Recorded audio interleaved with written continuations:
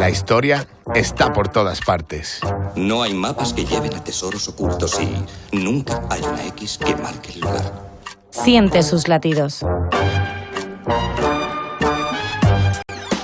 Hace tiempo que sufro en mis sueños nocturnos sobresaltos. Desde que mi hijo con su flamante ejército partió a tierra griega dispuesto a aniquilarla. ¿Cómo es posible que dos costas separadas por el sagrado mar puedan unirse con barcos amarrados uno a otro con duro lino y clavos largos, formando un falso puente que al ejército persa le permita pasar e invadir toda Grecia? Lo que acabamos de escuchar es un extracto de la obra Los persas de Esquilo, que fue representada en el año 2011 en el Teatro Español de Madrid con dramaturgia y dirección de Francisco Suárez. Busqué las aguas para mantener la gloria de mi pueblo. Y a mis hombres conduje a la muerte y a la peor de las desgracias.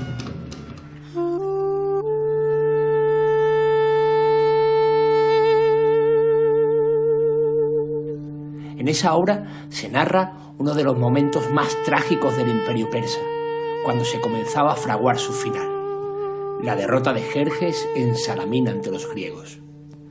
Ahí comenzó el principio del fin del Imperio Persa, que todavía duraría hasta el año 330 antes de nuestra era, cuando fuera conquistado por Alejandro Magno, punto y final a uno de los más grandes imperios de la antigüedad. Y por cierto, uno de los que peor han sido llevados al cine. Imagina qué horrible destino espera a mis enemigos cuando mataría gustosamente a cualquiera de mis hombres por la victoria. Pero, un momento, rebobinemos. ¿Realmente creen ustedes que es cierta esta historia que nos cuentan en la película?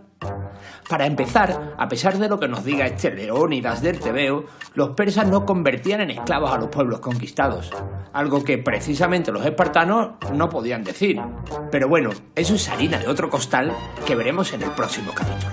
Desde luego los persas no eran ni muchísimo menos como los han pintado. Así que será mejor que por hoy nos olvidemos de películas y recorramos a los que saben de verdad de esto. Como por ejemplo Eva Tobalina, profesora de la Universidad Internacional de La Rioja, que lo presenta de la siguiente manera. El primer gran imperio universal, la primera construcción política duradera, multiétnica, multilingüística, que se extendió a lo largo de 3 continentes y que es el imperio persa aquemenida.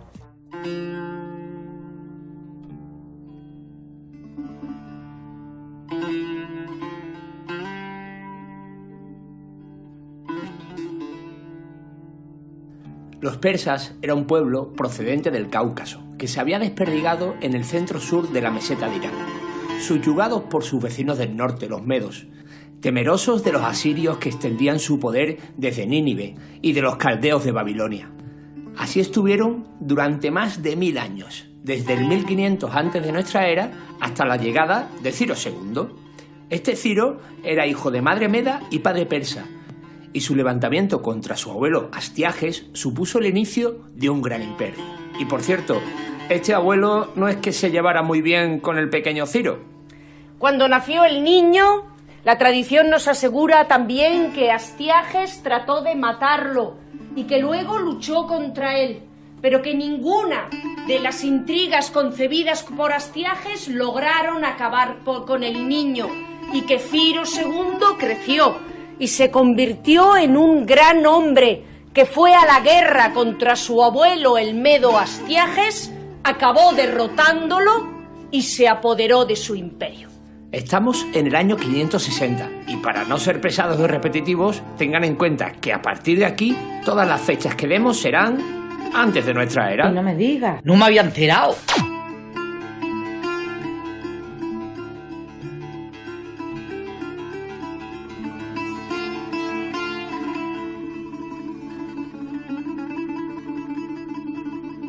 Así, con Ciro II ya en el poder, gracias a que gran parte del ejército medo se posicionó a favor de los persas, estos comienzan a expandirse, y lo hacen con una mezcla de diplomacia y arco, el principal arma que utilizaban los persas.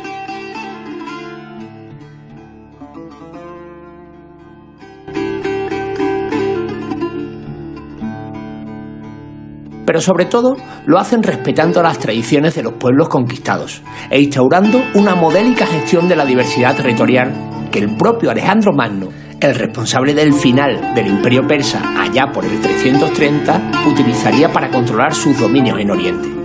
De esta manera, en apenas 30 años, desde el 560 hasta su muerte en el 530, aquel pequeño Ciro, que no era del agrado de su abuelo, construyó el mayor imperio que se había conocido hasta la época, y comenzaron a llamarlo el Grande. ¡Estupendo! Mucho tuvo que ver en ello, desde luego, como nos cuentan en un magnífico trabajo de la Universidad de Valencia que aportamos en la bibliografía, la excesiva confianza del rey Lidio Creso, que cuando se enteró que los persas se habían llevado por delante a los medos y que hacían frontera con ellos en el río Alis, se dijo a sí mismo: yo a estos pastores me los como con papas. ¡Tonto! ¿Qué eres tonto? ¡Del todo! ¡No pa' un rato, no! ¡Tonto! ¡Del todo! ¡Pa' siempre! Si fuera poco, contó con la ayuda del oráculo de Delfos, que al ser consultado le dijo: Si Creso cruza el Alis, destruirá un gran imperio. Debió preguntar qué imperio sería el destruido, porque para el 546 Ciro II ya se había apropiado de Sardes, la capital de Lidia. Y recuerden una cosa, que en esto de la historia los matices son importantes. Los que habían iniciado la gresca eran los lidios, que después todas las culpas son para los mismos. Ahora, esto no va a quedar así, aquí hay gente, yo ya lo he dicho, aquí hay gente muy peligrosa y esto no va a quedar así. Corte, por favor, corte. Tras aquello, a las ciudades griegas de Asia Menor que estaban bajo el control lidio se les pusieron los pelos de punta. Pidieron ayuda a sus hermanos del continente, pero la verdad sea dicha, estos estaban a otra cosa, forrándose con el comercio con Occidente. Y mientras tanto, Ciro a lo suyo. La siguiente en caer fue Babilonia, en el año 539, donde además tuvo la gran ayuda de los judíos que vivían en la Gran Ramera. Hablamos de milenarismo. Estamos hablando de apocalipsis y hablamos de milenarismo. El milenarismo va a llegar. Hasta tal punto lo vanagloriaron que lo llegaron a llamar el ungido. Y oye, que no lo digo yo, que lo dice la Biblia. Libro del profeta Isaías, capítulo 45, versículos del 1 al 8. Investidura de Ciro, así dice el Señor de su ungido, de Ciro, a quien llevo de la mano. Someteré ante él a las naciones, desceñiré los lomos de los reyes, abriré ante él las puertas, los portones no le resistirán. Te ciño como guerrero aunque no me conoces. Pues ya ven, que aunque no me conoces, te ciño como guerrero. Imaginen la cara que se le quedaría a Ciro cuando descubrió tanta pasión por parte de un pueblo que se suponía acababa de conquistar. Pero claro, como hemos dicho antes, Ciro respetó siempre a los pueblos conquistados, las tradiciones de cada territorio e incluso a sus reyes o líderes, que luego juraban fidelidad al imperio en calidad de sátrapas. Solamente tomaba represalias en los casos de alta traición. Igualmente, estableció un sistema de tributos basados en los recursos de cada territorio, algo que facilitó la adhesión de los mismos, ya que estos territorios nunca se sintieron agobiados por las cargas impositivas, a la vez que las arcas estatales se mantenían saneadas. Como ven, los persas no fundamentaron su imperio en el miedo, ni mucho menos, más bien todo lo contrario. Lo hicieron en la capacidad de gestionar a miles de personas de diferentes razas, culturas y religiones. Y mira que su historia, en la mayoría de los casos, nos ha llegado por boca de los griegos, que ya se sabe que cómo tratan los historiadores vencedores a los vencidos, que los dejan como un buen... Un pedazo de cipote. Este es buenísimo. ¿Pero qué ha sido eso, por Dios? Me estoy volviendo loco, que en ocasiones oigo voces. En fin, sigamos. Finalmente, tras la caída de los caldeos de Babilonia, cayeron los armenios y al oriente los partos, para posteriormente conquistar Margiana, Bactriana y la lejana región de Sogdiana. Como hemos dicho antes, murió en una de sus campañas bajo la fama de gobernante justo e ilustrado, lo que le valió el ser conocido en toda la historia como Ciro el Grande.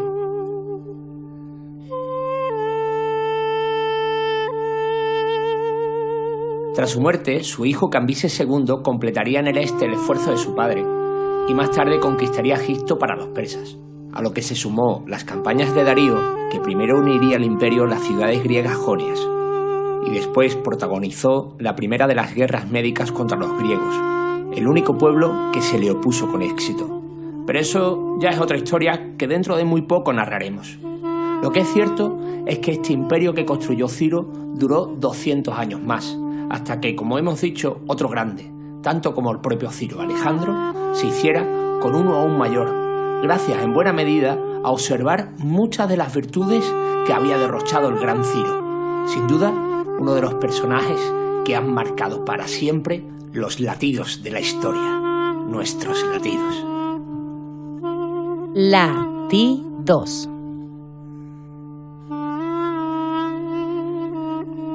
¿A quién no le va a gustar un imperio romano del siglo I? ¿A quién no le va a gustar? Siente la cultura.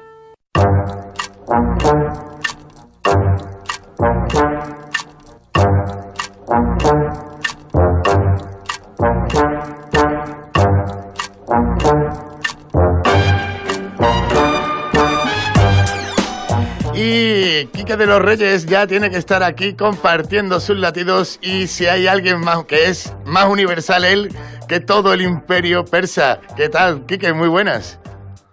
Muy buenas, David. Pues sí, aquí una quincena más, en este caso, pues disfrutando con el imperio persa y con Ciro el Grande. Totalmente igual que nosotros hemos disfrutado horrores con este estupendo reportaje, pero Quique, nosotros tenemos que parar las máquinas y tenemos que decir una cosa, ¿no? Que feliz cumpleaños a ti, ¿no?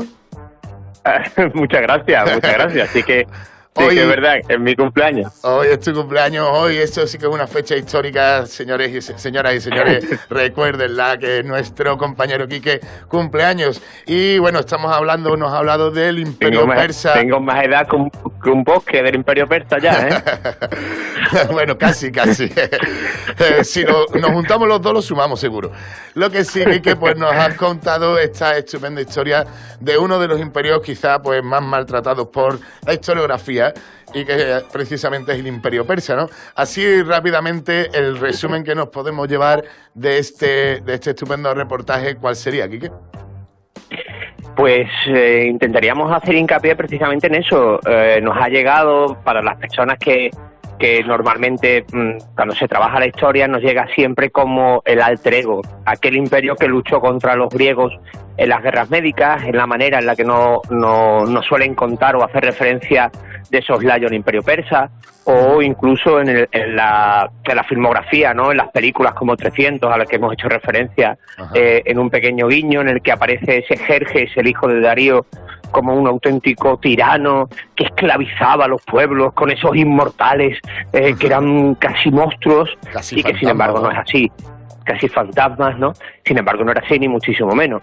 De hecho lo decimos en el reportaje, este imperio es tan grande, y este imperio carece de grandes altercados interiores, y este imperio además suele responder a casi lo toman a Ciro como un libertador, como en el caso de los judíos, porque precisamente Ciro lo primero que hacía era establecer una fórmula en la que siempre se respetaban las tradiciones, como decía la profesora Eva Tobalina, es multicultural, multilingüístico, y es capaz de coordinarlos a todos por dos cosas: respetaba las tradiciones de los pueblos conquistados, no esclavizaba, a pesar, en una época, la Edad Antigua, era un sistema esclavista en la mayoría de los casos, en el caso griego era un sistema esclavista. Era una economía esclavista. En el caso griego, de hecho, los espartanos, lo hablaremos en el próximo reportaje, tenían a un pueblo, los espartanos se podían dedicar a la guerra porque tenían a todo un pueblo esclavizado que asumía las labores agrícolas y las labores del mantenimiento, y a los que periódicamente además los iban masacrando. Sin embargo, eso los persas no lo hacían.